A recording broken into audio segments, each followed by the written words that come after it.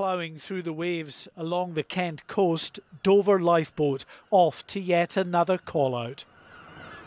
To say they've been busy of late doesn't begin to describe the workload these volunteers are having to shoulder, as they're called on increasingly to respond to the growing small boat crisis in the Channel. And as we head towards winter, there is no end in sight to a problem that the Home Secretary says she's determined to tackle, but in reality seems powerless to make any meaningful impact on.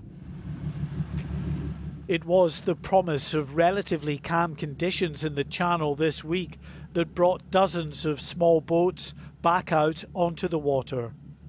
I say relatively calm, for in truth, there are never really ideal conditions on a stretch of water where the winds can whip up in an instant, where the tides are always fast flowing, and where the wakes from the many vessels in this busy shipping lane only add to the obstacles faced by these small boats.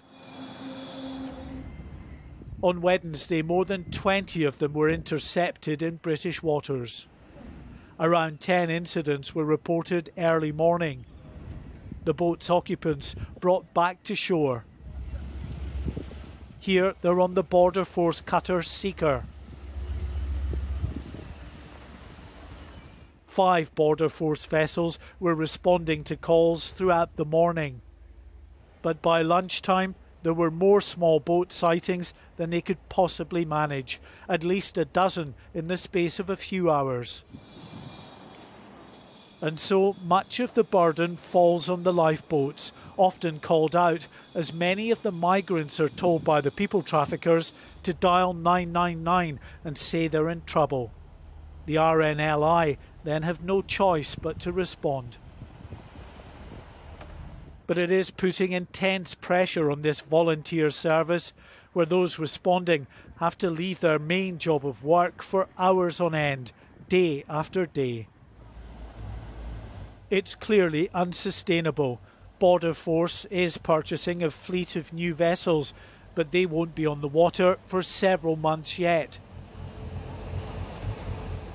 The construction of this purpose-built processing centre in Dover tells you where the Home Office is at, despite the tough talk. We are already approaching triple the number of migrants who've crossed this year compared to the whole of last year. And with thousands gathering in Dunkirk, Calais, Boulogne and elsewhere along the northwest French coast, that number is only set to increase. The numbers painted on the boats in Dover Harbour are well over 800, but there are many more. On the busier days, they're not even towed back into port. They're left to drift in the Channel, eventually washing up on local beaches. Mark White, GB News.